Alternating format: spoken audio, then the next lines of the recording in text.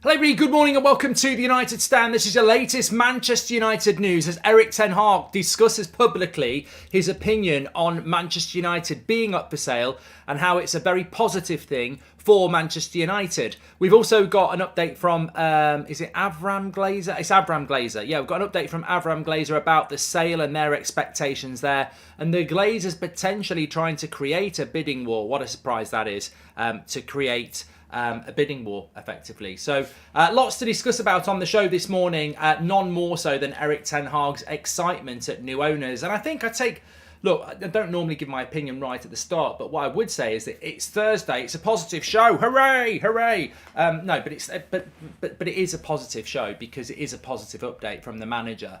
Look, I'm a big fan of Erik ten Hag. There is a bias there, I admit. I'm a big fan of ten Hag. I wanted him, and I think he's the right manager for Manchester United. But I also think he speaks a lot of sense, and I think that when you've got the manager of Manchester United speaking openly about the benefits of new owners, which we'll go through his quotes in a minute, that's very significant. Very, very significant. I don't think Jurgen Klopp's spoken about it yet, and yet Liverpool are for sale. So there's a lot to get into in the show today, and we'll start off with some quotes from Erik ten Hag. So ten Hag has said this; these are direct quotes. Richard Arnold told me Man United owners are open to selling the club. The Glazers have been open and transparent. I was informed by the club, but I'm not talking with the owners about the issue of the sale. And my information is this, that a new takeover will only be good things because there will be more investment possible, which is good. And I think that's something, there's a lot more to discuss. But big love from Australia, says Josh. Thanks everyone who's tuning in this morning. That is absolutely significant. The fact that Erik ten Hag has said that, look, my information is that the sale of the club will be a good thing because it will lead to good things and more investment, which is good. So that's an excitement from the manager to know that investments not just investment in the playing squad. We know that it's investment in the coaching, in the back room, in the stadium, of course. But Erik ten Hag may, if I'm blunt, Erik ten Hag won't be here to see a new stadium if United continue like they have done over the last decade. Now, I'm not saying that Erik ten Hag won't see the new stadium, whether it's renovated or brand new, but it's going to probably take 5 to 10 years to do a new stadium or renovate Old Trafford. Well, no manager in the last 10 years has lasted more than 3. So Erik ten Hag's excitement about investment around the new stadium isn't really going to be the thing that's going to attract him. I think he'll want to see a new stadium and he'll want to be here in 10 years, and we want him to be here in 10 years. But when he says investment in the club is a good thing, and I'm hearing good things, he's talking about things that are going to benefit him in the short term. Getting the best right back possible, getting the best striker, getting the best midfielder, getting the best centre back, getting the best coaches. These are things that are really, really what Erik ten Hag is talking about. So if you're tuning in a bit late, this is the biggest quote that he said. My information is that the new takeover will only be good things because there will be more investment possible, which is good. We've spoken about the culture we want. We spoke about objectives, goals, and the culture. And Richard Arnold confirmed it won't change. It will be even better because more money will become available for this project. So, look, I mean, there's a bit of a concern there. I don't want Richard Arnold to stay. I don't. I think if you're going to have a new start, you need a new start. I don't think Richard Arnold is particularly good at his job. I don't think I've never met the guy for a start, which I think when you've got we've got the biggest Manchester United community in the world, arguably, and there's been no contact from the club about that. So I think that's a massive failure straight away. It shows an arrogance. They'll speak to certain people but not to others. I think that's not inclusive. But that's a minor thing. My major issue with Richard Arnold is that he is the CEO and he presided over many mistakes in the summer. And I don't see enough sackings at Manchester United. I really don't. I think that there are many positions around the board and around recruitment that are failing and failed again in the summer. We spent a lot of money, but I feel that we spent it badly. I think we could have got Gakpo if we hadn't overspent on 2 or 3 other players. So I think that the project, Richard Arnold speaking to, does that not concern you a little bit, is what I'm trying to say. Look, I think ultimately we'll end up with more money, but when Erik ten Hag is saying about the sale, Richard Arnold told me that the culture and the objectives won't change. It'll be even better because more money will become available. Does that lean towards, and I might be wrong, does that lean towards the fact that Richard Arnold already knows who's going to buy the club, and it is American investment, and they will keep in place a lot of the current board? It's the first time I've ever thought that. I know there is a strong rumour around that it will be US investment that takes over Manchester United. But do you think that US investment may have already had conversations about the structure of the club and how it will pretty much continue the same with more and more? I mean, look, the Glazers going is a good thing. But a new owner coming in and saying we're not going to change anything, we're just going to put more money in, you've still got the clowns at the circus. So I want complete change, apart from the manager, and I want complete change above that. I don't want the same recruitment. I don't want the same board. I think we do need a change. Matty, thank you very much for your super chat. But look, going back to the positive, and the major positive is this. Erik ten Hag saying that my information is that it will be good things and there'll be more investment, which is good, and saying that even the culture and the plans and the goals and the objectives that they set will be even better because more money will become available for the project. He said, I look around at the Premier League and they all have the opportunity to invest. So it's not taken Ten Hag long to realise that he's got a problem at Man United. And people will say, well, he spent 200 million quid. What are you talking about? But that squad, even before Ten Hag came in, we've done many a show where we have basically said that Manchester United, I still think we need another $500 million on that team. You know, forget 200 million in the summer. I still think we need another 500 million. And I said it before the summer, I think we need somewhere between 500 and 700 million spending on that team if you want to compete. If we can raise $1 billion for investment by selling 20-25% of the club, then that's better than the current state of play. Glazers won't sell 100% facts, says Charlie. Yeah, I'm a bit worried about that as well. And Shahir's been a member for 5 months. Once the new owners see how badly the club is run, hopefully there'll be sackings, says Shahir. Well, there is a bit of a concern comment that I do want to talk about, which is from Avram Glazer, which is in relation to potentially not selling. But we'll talk about that when we've gone through the major part, which are Erik ten Hag. So Erik ten Hag also said that, look, you know, in relation to investment, I look at the competition around us and they all have the opportunity to invest. It's a tough competition, the Premier League. It's between 7 or 8 clubs. That's a change in circumstances when you compare with 5 or 10 years ago. So the competition is now much tougher, which I agree with him. And he said, I think it's also about strategy, not just money. It's clear that when you don't have the right players and quality players, you will not be successful and achieve the targets that you set. And again, that's just another big indication from Erik ten Hag that it is about money, really. That squad that he's got doesn't have the quality that he needs. I think he can get by with a lot of what he's got, but it amazes me that, you know, sometimes you see journalists and fans just assuming that Erik ten Hag wants players that he never brought to the club. I think the only players that you can definitely say that Erik ten Hag wants to keep at Man United are Martinez, Eriksen, Antony, Casemiro and Malacia. Like, people just assume that he wants Lindelof and Maguire and Sancho and Rashford and Bruno and everyone like that. And I'm sure he does want a lot of those players, but I think he does give a lot of hints about the quality of the squad as well. And I mean, for example, centre-back, I'm absolutely convinced, despite what he says publicly, that if he could swap Maguire and Lindelof out, he would. Because when Martinez and Varane are not available, his defence is completely different. Because Maguire and Lindelof can't play the same way as Martinez and Varane. I guarantee if you gave him open shop, do what you like, he would remove Maguire and Lindelof and he would bring in 2 centre-backs that can play like Varane and Martinez. And that's what he's talking about. He needs a team that Pep's got, where if he wants to rotate or he's got an injury, bring somebody in who can do the same job. I mean, Pep's got 5 centre-backs. 5 centre-backs. He's got Aki, Akanji, Laporte, Stones and Diaz. And they can all play centre-back in the way that Pep wants them to play.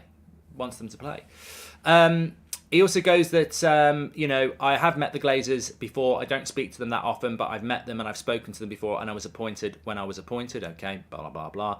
Ten Hag, on speaking to the Glazers, we spoke about how we work together and how we're going to achieve our objectives, but my main contact is Richard Arnold. And I liked this, what he said as well, because I've been saying this and you've been saying this. This is Ten Hag, direct quote. Newcastle are coming. They've done well. They did the right investments, and that is what you have to value. Make the right environment and culture, and then they've done really well. Even West Ham, maybe not now in the table, but they have huge investments. So look, this is a guy. This is why I wanted Ten Hag. He's obsessed, he's driven, and he's focused, and he's very much like you and I. He looks at the bigger picture. He doesn't walk around with a smile on his face saying everything will be right and adding a Y on the end. He is absolutely, I think I look at Ollie and I think Ollie was just living the fantasy. I'm manager of Manchester United. You could see that. I don't think he ever could believe that he was managing Manchester United. He was like, he was just so happy all the time because he'd been given a massive opportunity. I think with Erik Ten Hag, he looks at it like we look at it and goes, look, the problems are this. The problems are this. Newcastle are coming, Liverpool and Man City are there, Arsenal are there, Chelsea are going to come again, Spurs are still there. The competition is getting bigger and bigger, and I think that's what Erik Ten Hag is talking about. Welcome to the Members Club, PK19, and I love it. I think it's just a very refreshing update on the situation of Manchester United with Erik Ten Hag, and I will talk about where we are with the sale in a minute because the Athletic did get hold of Avram Glazer outside one of the stadiums in Qatar. Comments from Erik Ten Hag proves he's an elite manager, says Augustine. Yeah, thank you very much for that super chat. Get your comments in. Let's have a look at what you've got to say. But in summary, Erik Ten Hag has spoken about the takeover for Manchester United and has basically said it's a good thing. It's an exciting thing. It means more investment. It means the plans, objectives and strategy that we've got can be achieved easier with more investment. He's also said that, look, there are 7-8 clubs in the Premier League now that are competing, and if you're not able to compete with them, they're all investing. If you can't do that, it's very, very tough. And then he mentioned people like Newcastle who are coming. So he knows this. And it's so refreshing because we spend so much time talking on the United stand as a community. And it is fantastic. But it's so refreshing to finally listen to a manager talk about the things we talk about. Newcastle are coming. Like, they're not going away. They are the richest club in the world. They might be doing it, steadily. But as soon as they hit Champions League, that's a spot gone. As soon as they're in the Champions League, they won't drop out, because as soon as they're in the Champions League, they can go to a different brand of player that's not Chris Wood and isn't Targay and isn't Dan Burn, and they can start going, and those players have done well for them, but they can start going to Champions League quality players and saying, look at the money we've got. We want to win this Champions League. We want to win the Premier League, and then that's a space gone. So investment for Manchester United is very, very important, and I think that is why Erik Ten Hag is excited. Yes, he's at the biggest club in the world. Yes, he's got a fan base that is superb, and yes, the aura of Manchester United is huge. But actually, scratch the surface behind the scenes. We're not Manchester United. We're more like Everton. In fact, we might not even be Everton. We're a joke in the transfer market. We're a well-known joke, and until we have these sort of changes, we will continue to be that. Mark, would you prefer huge immediate investment with Glazers still in control, or no investment for a year but Glazers gone in 12 months? Sorry, Charlie, let me read that again. Would you prefer huge immediate investment with Glazers still in control, or no investment for a year but Glazers gone in 12 months? Mate, I've waited 17 years. Well, we've waited a long time for the Glazers to go. I'll wait another year for them to go. I don't want them involved in this football club anymore. I don't have any say in it, but I don't want them involved in the club anymore. And you lead on to a very interesting comment, actually.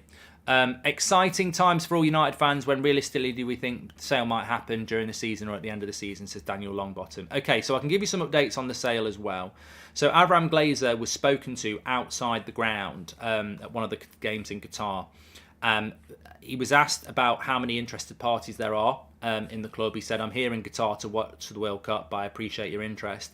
And then he said, it's not necessarily a sale, it's a process, and we're going forward with the process, so we'll see what happens. And he said that the process is proceeding. That, to me, is terrifying. That quote there is terrifying. It's not necessarily a sale, it's a process, and we're going forward with the process. That terrifies me, and Charlie makes a good point. What if somebody gives a load of investment to the Glazers and keeps the Glazers in the club? The Glazers are people, unfortunately, who just want to get rich off Manchester United. There is no model that is a good model with the Glazers still at Manchester United. Now, there may be a model where somebody comes in and wants to take money out of Man United, but are willing to invest in the club extensively for 10 years. That's not terrible to the situation we're in now. But we cannot trust the Glazers who go, well, we found $1 billion of investment to build a stadium and buy players, but we're staying in control. You've had 17 years where you've bled this club dry. You bought it on debt, you bled it dry, you took dividends. We've not won anything really in 10 years. And you want to stay in. You want to stay. It's not going to work. It's not going to work. And you know that there's better and more focused minds than mine who won't accept that as well. It won't be accepted. It might happen, but it won't be accepted. They've got to go. They've got to go. There can't be any secret handshakes. There can't be any minor control. They have got to go. They've took enough out of this football club. Saya says, Mark, I'm excited for the end of the World Cup because journalists will get out of the World Cup and we can get some more attention on this sale in the January window. I agree, Saya. And exciting times ahead. Thank you for all you do, says Omar. Thank you very much for being a member, mate. Appreciate that.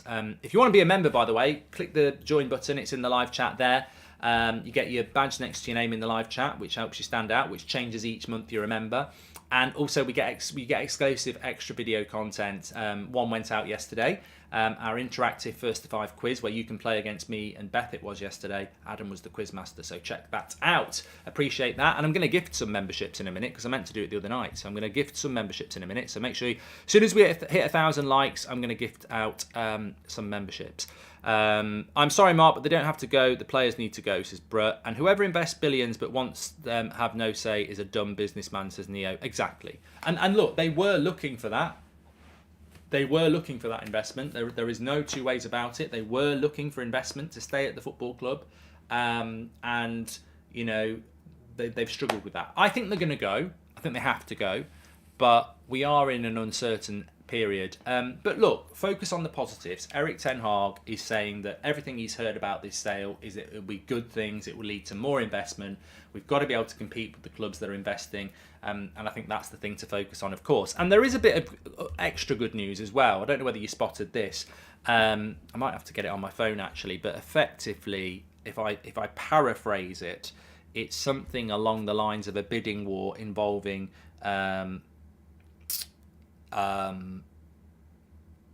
Amazon were mentioned. Let me have a quick look here. Okay, got it.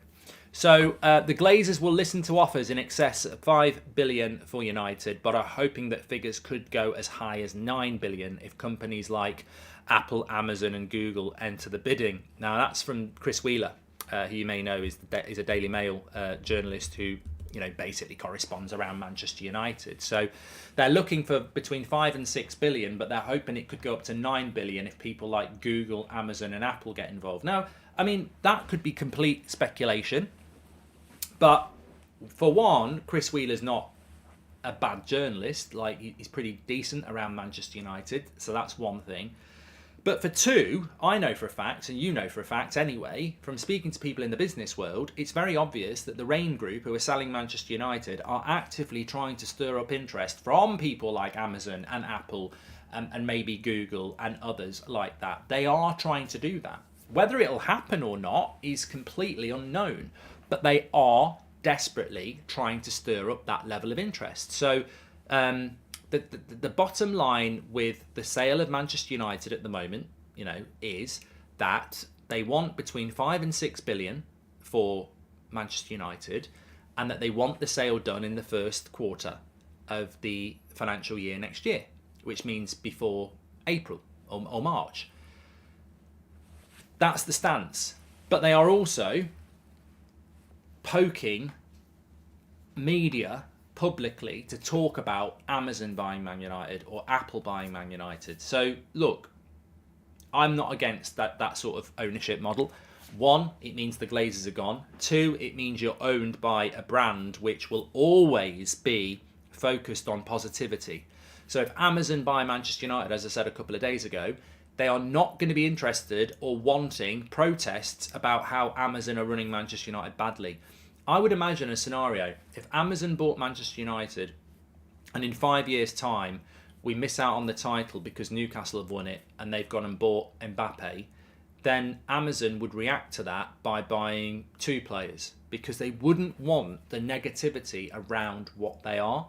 And I think that would be a very interesting model. There are many business models out there, and everyone's got a different idea, from Sir Jim Radcliffe to Dubai money, oil money, investment money, corporation money like an Amazon, etc. There's many different ideas, and I think they all have their merits, and most of them would be better than what we currently have.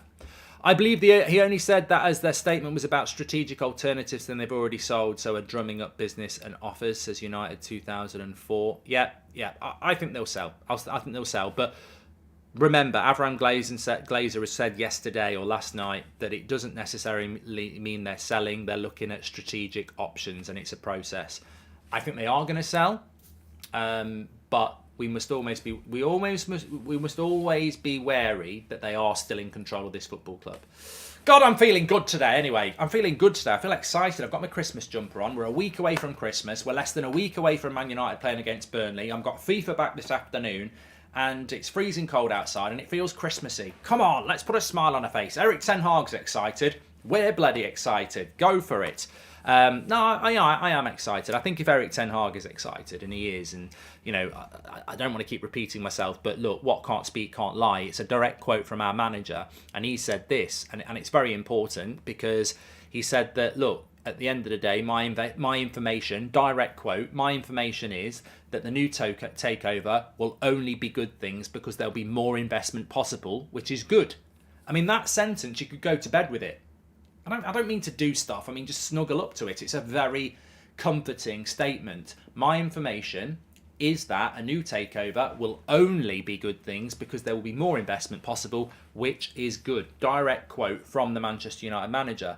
And he said, we spoke about the culture, we spoke about the objectives and the goals and the culture, and it won't change. It will be even better because more money will become available for this project. So it's more investment, it's more money available for the project.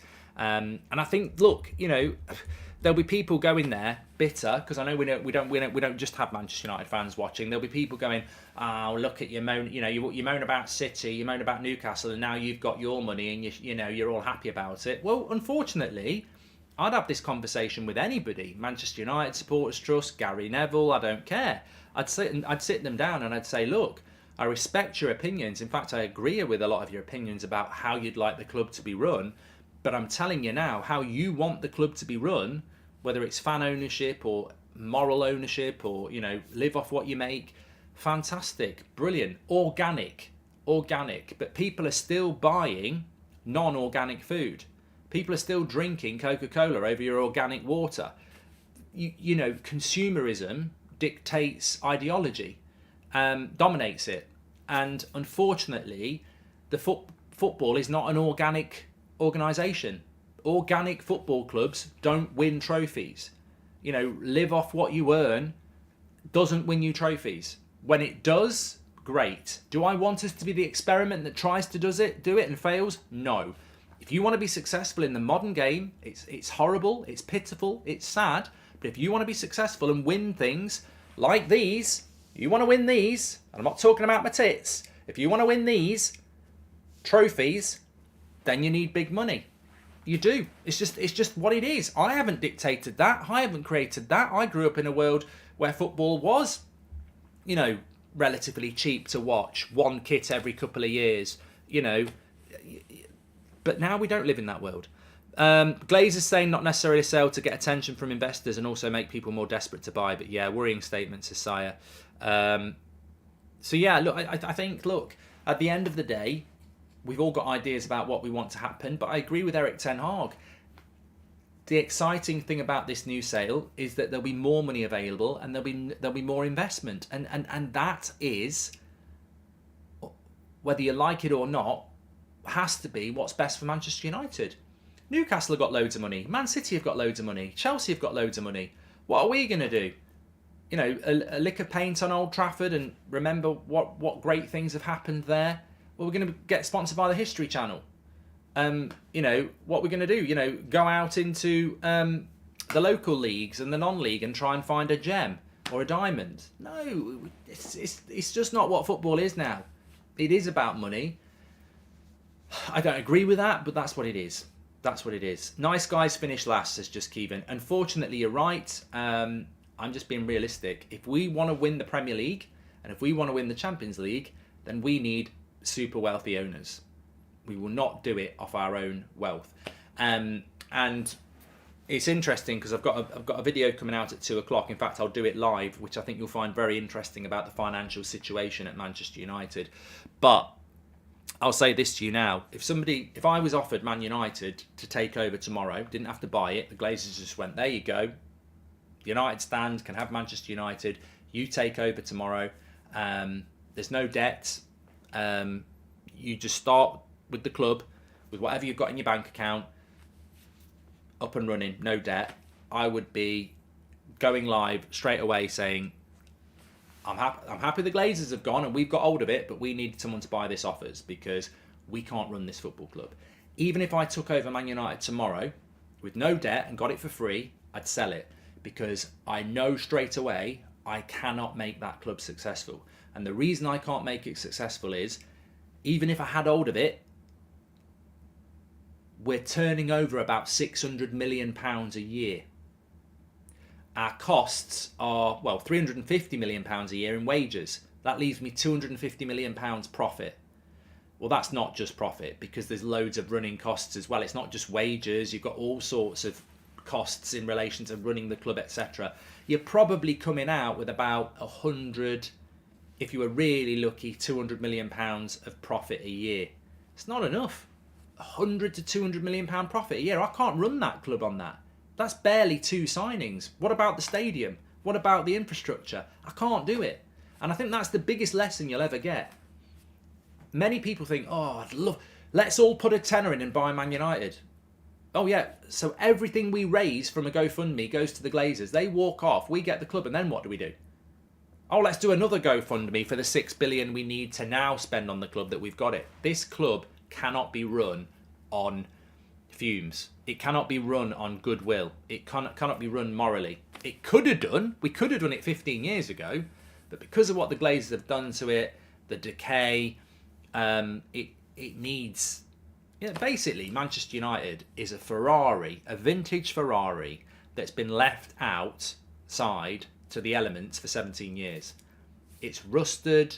It needs new parts. It's not been kept in a showroom and polished and maintained. We are a vintage Ferrari or whatever you want, but we've been left out to decay, left out to the conditions, and it needs a lot of investment to get back.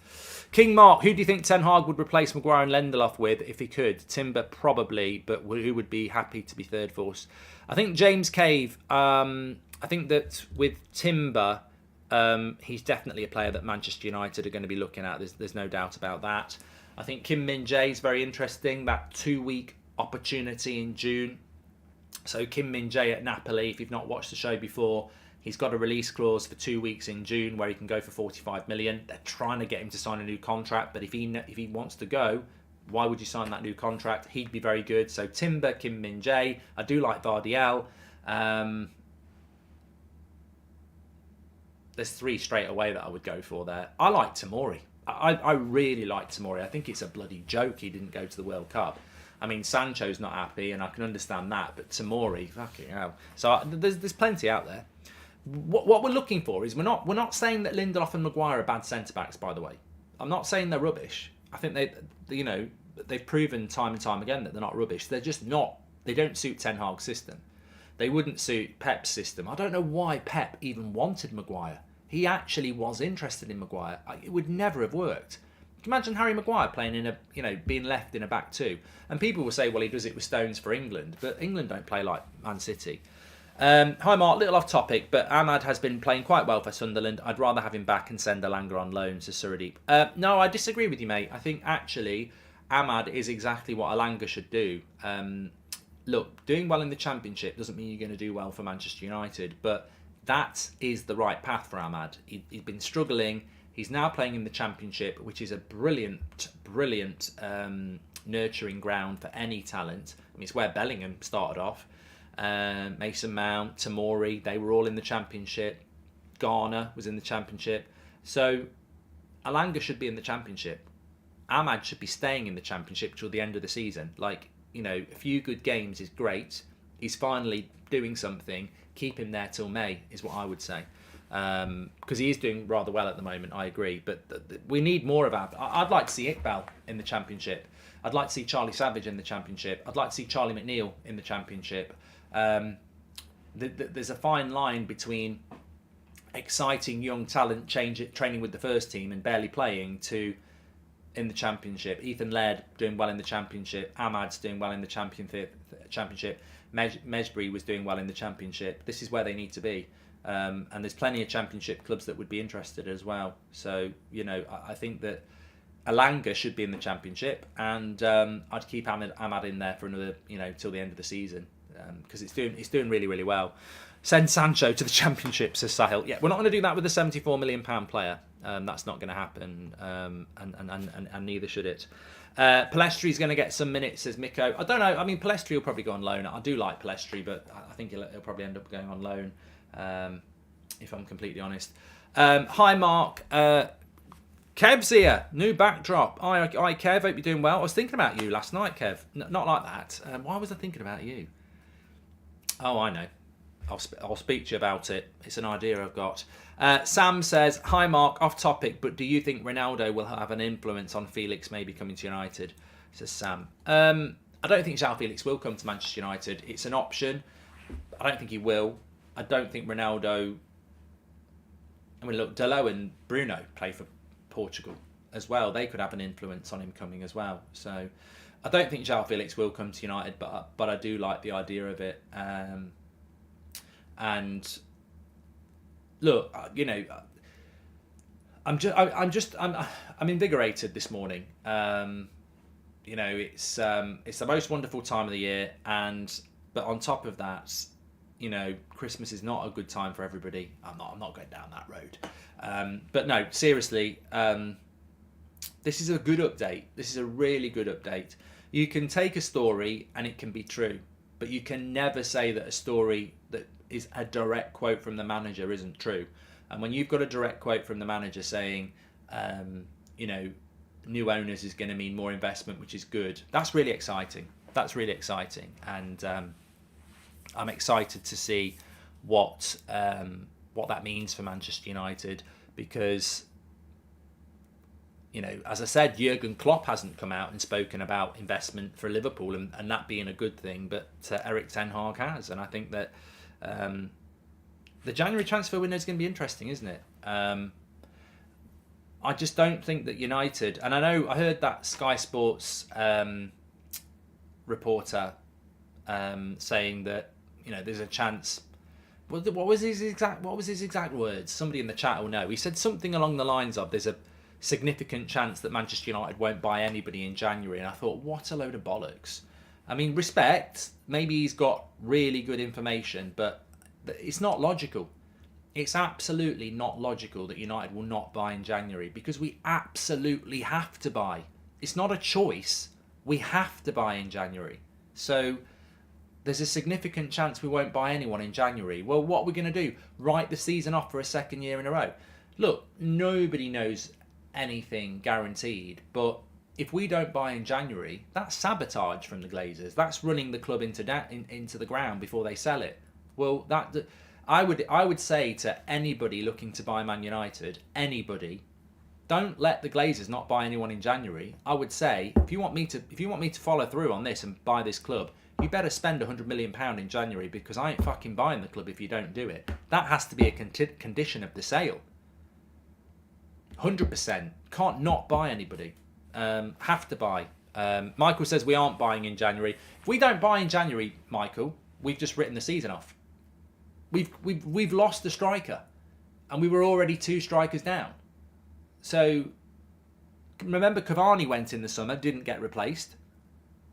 Martial's been injured, and Ronaldo's not been very good. You know, we've basically, you could argue, we've been 3 strikers down all season, and we're not going to buy one. We have to buy one. Have to. And if we don't, then we're writing the season off, and that's a disgrace, because we wrote off last season. Ranić wanted Enzo Fernandez, Alvarez, club said no. We ended up not in the top 4. And we were very lucky to get Europa League. It was only because West Ham bottled it that we got Europa League. Otherwise, we were going to be in the Conference League.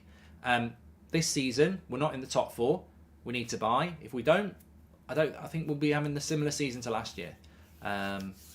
What's happening with Sancho? We're just like, well, it's only news from yesterday. We'll have to wait and see what happens with Sancho, won't we? Yeah, we'll have to wait and see. We've not quite hit 1,000 likes, so anybody hanging around for a free membership, which I'm about to gift now, you better smash a like on the video. Make sure you subscribe, by the way, bottom right-hand corner. So what is membership to the United Stand? Well, basically, if you look in the live chat, you'll see people like Rizzy TV and Hail Europa who've got these badges next to their name.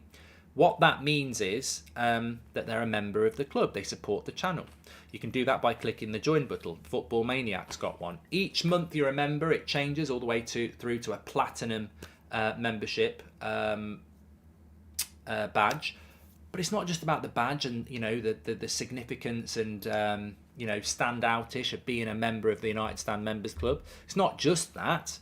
We've got loads of perks coming up in 2023, preferential first come first serve things like that, but we also already do extra exclusive video content for you as well each week. So yesterday was episode 2 of our first to 5 quiz. We've got a Christmas one coming up next week as well. So this is extra content for you if you are a member, and as a thank you for supporting the channel, which we really appreciate. But every now and again, we do some free memberships as well. So I'm going to gift out some now. You can do this as well by clicking the $sign. If you are a member, you can gift out memberships, which I'm sure makes you makes you a hero of the chat. So I'm about to gift out 20 here. So get ready. It allocates it automatically. Thanks everyone who waited to the end for this. Now you will get free membership for a month. If you want to renew it after that, you have to renew it yourself. So it's a bit of a trial for a month. You don't get membership for life. It's just a month where you can go and check all the exclusive extra videos and have a badge next to your name. So there we go. That should be hitting the chat now. Your gift has been announced in the live chat. So 20 being gifted out by the United Stand. People are saying it's a bit like early Christmas. I mean, your chances of getting one with 7,500 people watching isn't brilliant. But Taylor got one. Mark got one. Sylvie Ray got one. I'm shouting them out. Rodney got one. Harrison got one. Lucas got one. And I can't see anyone else that have whizzed through. Well done. Minnie's just gifted 10 as well. So another, bloody hell. Minnie's, there's been 30 memberships gifted there. You get a month to try it. Thank you very much. Big shout. Give Minnie a shout out more than me, even though I did do 20. No, I'm joking. Minnie, there you go. So if you are a member, you can gift out them if you want to as well. But we'll be doing a few more on the way up to Christmas as well. Check out the exclusive extra content. John's just gifted 5 as well. John's a legend as well. Check out the quiz. That's all I'm going to say. If you are a member, check out the quiz from yesterday. You can see it on the homepage. There's 2 episodes. So if you didn't see last week's, you can get that, check that out. And obviously you've got your badge next to your name as well. Will you ever do just members only live chat? No. I've seen people doing that, and I don't agree with that. At the end of the day, the membership is there for people to feel part of a membership club, but the community is everybody, and I wouldn't do that. I wouldn't just. You can just turn on members only comments, but no, wouldn't do that. That's not what it is about. Massive shout out to the people who support us as members, but there's extra content for people like that. So yeah, we wouldn't do that with the live chat. Right, thanks everyone for watching. We're back at 2 o'clock. Don't miss the video at 2 o'clock. I think you'll really like it. It's a bit of an insight onto the financials for Manchester United. It might put your mind at rest, it might not, and obviously we'll be discussing the latest news at 2. But positive news from Erik Ten Hag about the sale of Manchester United. I just want to know who's buying us. I think that's the anxiety at the moment. Take care, everyone. I am on Twitch at 3 o'clock, Liam. I found him a controller. It was revealed last night, so I can. I don't know whether I showed it you on United Stand, but what can't speak can't lie. It's back. The only bad thing is it's light blue. I couldn't get a red one. They're bloody expensive as well. Anyway, I'll see you at 2 o'clock on the United Stand. Take care, everyone. Well done to the members. Don't forget to check out the quiz. That's the real quiz. Quiz at 7, drinks at 6. Speak to you in a bit.